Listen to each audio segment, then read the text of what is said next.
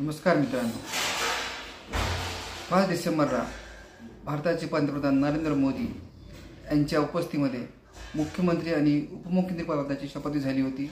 आणि आज 15 डिसेंबरला नागपुरामध्ये 39 मंत्र्यांनी शपथ घेतली आणि मंत्रिमंडळाचा विस्तार झाला आहे। या संदर्भात टीव्ही मराठीवरील एक खास बातमी पाहूया। रामदास कदम यांचे पुत्र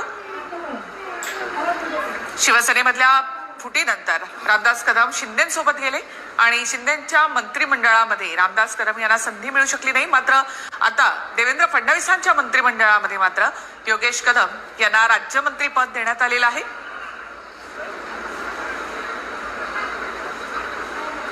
दोन 2019 पासून सलग दुसऱ्यांदा ते आमदार आहेत।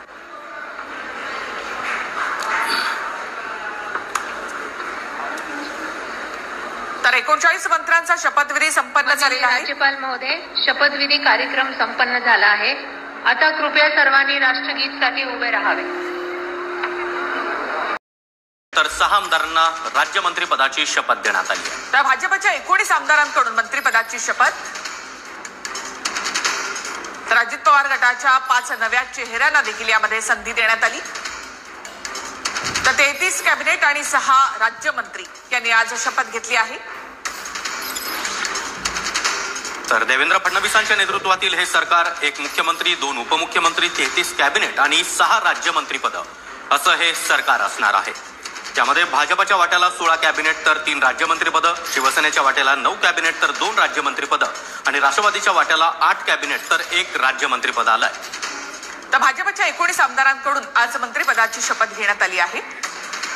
तर 39 मंत्री हे फडणवीस सरकारमध्ये असणार आहेत आणि सातारा जिल्ह्याला 4 कॅबिनेट मंत्री पद मिळालेली आहेत। तर सातारा जिल्ह्यात, नाशिक आणि जळगाव जिल्ह्यामध्ये सुद्धा 3 कॅबिनेट मंत्री पद देण्यात आली आहेत। तर पुणे जिल्ह्यामध्ये अजितदादांसह 3 कॅबिनेट आणि 1 राज्यमंत्री पद गेलाय। तर सातारा जिल्ह्याला 4 कॅबिनेट मंत्री पद मिळाली आहेत। त्याचबरोबर नाशिक आणि जळगाव जिल्ह्यात देखील 3 कॅबिनेट मंत्रिपद गेलेली आहेत। 19 जिल्ह्यांमध्ये मंत्रिपद देण्यात आली आहेत। तर 16 जिल्ह्यांमध्ये मात्र मंत्रिपद गेलेलं नाही। तर सातारा जिल्ह्यामध्ये 4 कॅबिनेट, नाशिक आणि जळगाव जिल्ह्यात देखील 3 कॅबिनेट मंत्रिपद गेली आहेत। देवेंद्र फडणवीस 3.0 मध्ये काही नवे चेहरे देखील असणार आहेत। मंत्रिमंडळाचा एक नवखा चेहरा देण्याचा प्रयत्न फडणवीसांनी केला आहे। तर अजित पवार गटाकडनं मात्र राष्ट्रवादीमध्ये जुन्यांनाच पुन्हा एकदा संधी देण्यात आली। तर पुणे जिल्ह्यामध्ये आपण पाहतोय अजित पवार यांच्यासह 3 कॅबिनेट मंत्रिपद गेलेली आहेत।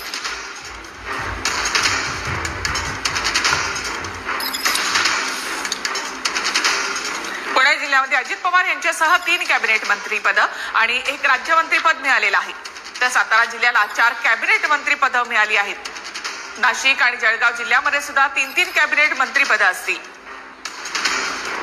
तर एकूण 33 कॅबिनेट आणि 6 राज्यमंत्र्यांनी आज शपथ घेतली आहे। नव्या जुन्यांचा मेळ साधत या ठिकाणी मंत्रिमंडळ बनवण्यात आलेलं आहे। देवेंद्र 3.0 सरकारमध्ये 1 मुख्यमंत्री, 2 उपमुख्यमंत्री, 33 कॅबिनेट मंत्री तर 6 राज्यमंत्री असणार आहेत। यामध्ये जर पाहिलं तर पक्षनिहाय भाजपकडे 16 कॅबिनेट मंत्रिपद आहेत तर 3 राज्यमंत्रीपद, शिवसेनेकडे 9 कॅबिनेट तर 2 राज्यमंत्रीपद आणि राष्ट्रवादीकडे 8 कॅबिनेट तर 1 राज्यमंत्रीपद गेला आहे। तर एकूण 39 मंत्र्यांचा हा शपथविधी सोहळा आता पार पडलेला आहे आणि आता उद्यापासून नागपूरमध्ये हिवाळी अधिवेशनाला सुरुवात होणार आहे। तत्पूर्वी पार पडलेला हा भव्य असा शपथविधी सोहळा आलेली आहे। त्यामध्ये शिवेंद्रराजे भोसले हे कॅबिनेट मंत्री असतील। साताऱ्यामधून ते विजयी झालेले आहेत। तर साताऱ्यामध्ये 4 कॅबिनेट मंत्रिपद मिळाली आहेत। संजय सावकारी यांना देखील कॅबिनेट मंत्री पद देण्यात आलेलं आहे। भुसावळचं नेतृत्व ते करतात। तर खामगावचं नेतृत्व करणारे आकाश फुंडकर अर्थात भाऊसाहेब फुंडकर यांचे चिरंजीव, त्यांना देखील कॅबिनेट मंत्रिपद देण्यात आलं। तर अशोक उईके हे सुद्धा कॅबिनेट मंत्री असणार आहेत। राळेगावचं नेतृत्व करतात अशोक उईके। या मंत्रिमंडळ विस्ताराबद्दल काय? अतिशय व्यवस्थित सगळा भौगोलिक समतोल, जातींचा समतोल, वेगवेगळ्या आर्थिक स्तराचा समतोल साधून हा विस्तार झालेला आहे।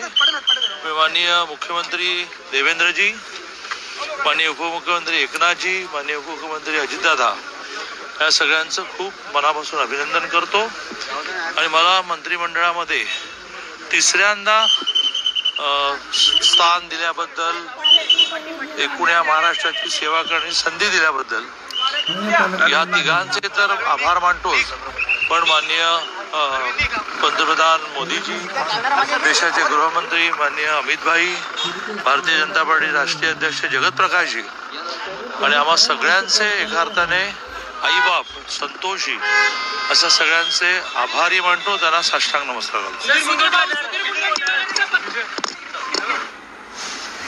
तर मंत्रिमंडळ विस्तारामध्ये 20 नव्या चेहऱ्यांना संधी देण्यात आली. शिंदेच्या शिवसेनेकडून एकूण 11 आमदारांनी शपथ घेतली आहे.